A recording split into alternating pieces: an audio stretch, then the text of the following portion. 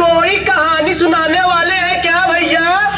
अरे नहीं भैया, कोई कहानी नहीं सुना रहे, हम आप सबको बता रहे हैं उत्तर प्रदेश सरकार परिषदीय विद्यालयों के लिए एक बहुत ही महत्वाकांक्षी योजना लेके आई है, जिसका नाम है मिशन प्रेरणा।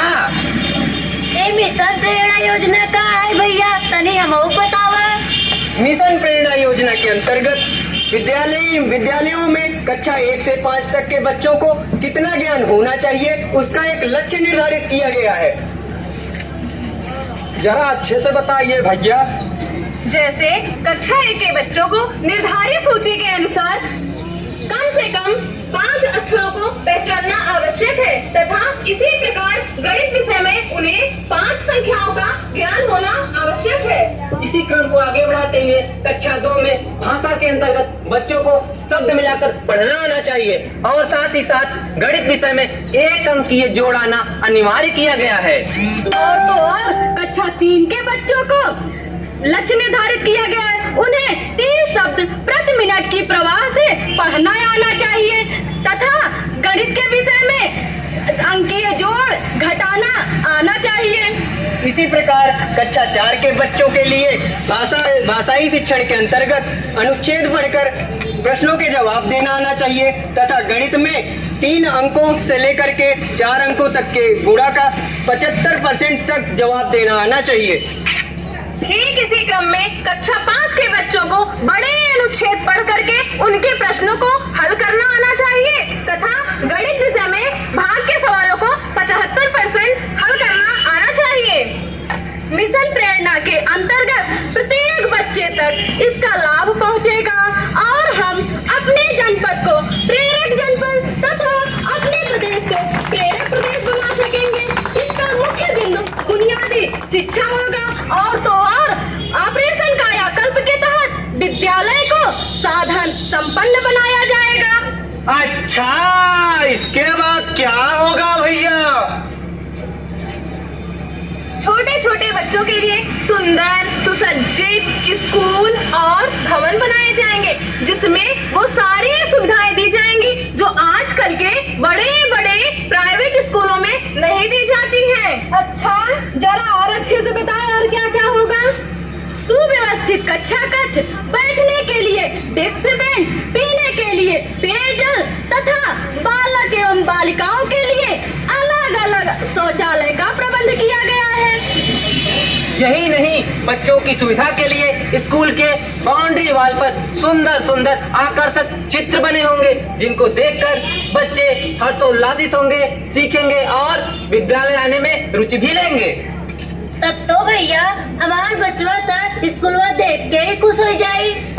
इतना ही नहीं, बच्चों की सेहत को ध्यान में रखते हुए उन्हें दोपहर में पौष्टिक भोजन दिया जाएगा।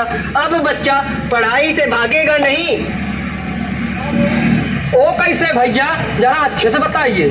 क्योंकि कक्षावार बच्चों को कितना आना चाहिए, इन सब का भी एक लक्ष्य निर्धारित किया गया है। अब हमारे बच्चों को पढ़ाई से डरने की कोई जरूरत नहीं है। अच्छा, और क्या होई? छोटे छोटे नन्हे मुन्ने बच्चों को विभिन्न सामग्रियों के द्वारा खेल खेल में सिखाया जाएगा जिसको कहते हैं फन लर्निंग। ये फन लर्निंग का है भैया, तनी हमहू को बतावा।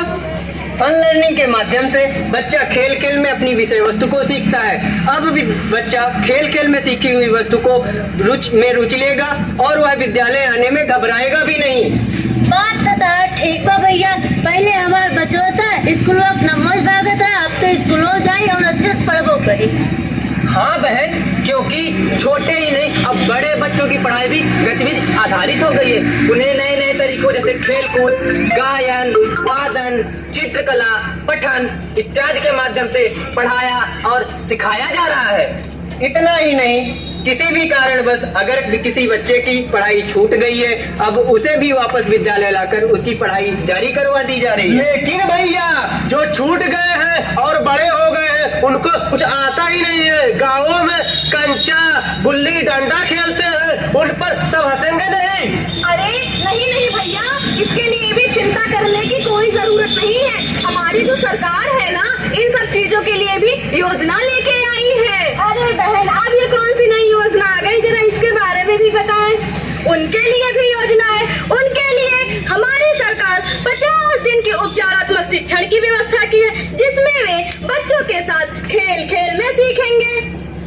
ये तो बहुत अच्छी योजना है और प्रेरणादायक योजना है। हर बच्चे को उसकी योग्यता अनुसार पढ़ाया व सिखाया जाएगा। सीखने सिखाने की प्रक्रिया में सबसे अच्छी बात तो यह है कि शिक्षण के दौरान प्रत्येक बच्चे के स्तर को आंका जाएगा तथा बालक और बालिकाओं की प्रत्येक समस्या का समाधान किया जाएगा।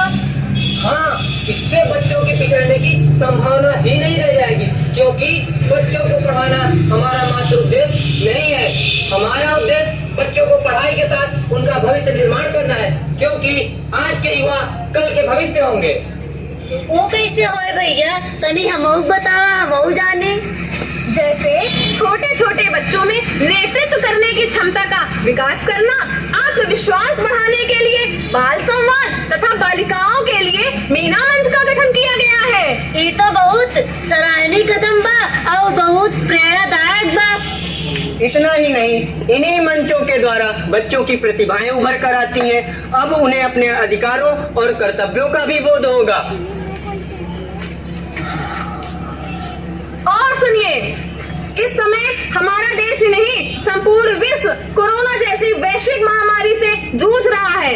इतनी कठिन और विपरीत परिस्थितियों में तब से लेकर अब तक हमारी शिक्षण व्यवस्था नहीं रुकी। अच्छा, जरा ठीक से और समझाएं।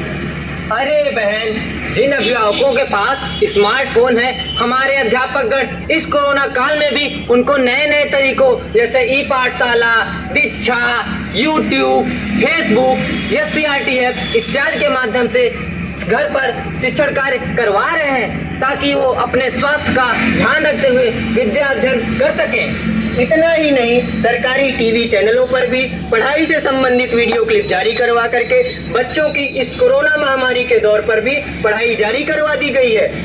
जरा सोचिए, जब हमारी सरकार हमें इतनी सुविधा दे रही है, मुफ्त किताबें, भोजन, समस्त भौतिक संसाधन, प्रशिक्षित शिक्षक जो कि प्राइवेट स्कूलों में भी नहीं है, सबसे बड़ी बात तो यह कोई फीस भी नहीं ली जा रही है, तो हमें अपने बच्चों को कहीं और भेजने की क्या जरूरत। हाँ, बात तो आपकी 100% खरी है।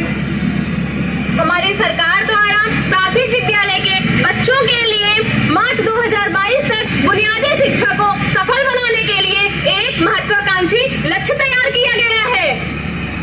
तो आइए हम सब मिलकर संकल्प लेते हैं कि हम इन योजनाओं का लाभ लेंगे और अपने प्रदेश को प्रेरक प्रदेश बनाएंगे। पढ़ेगा बच्चा तभी तो आगे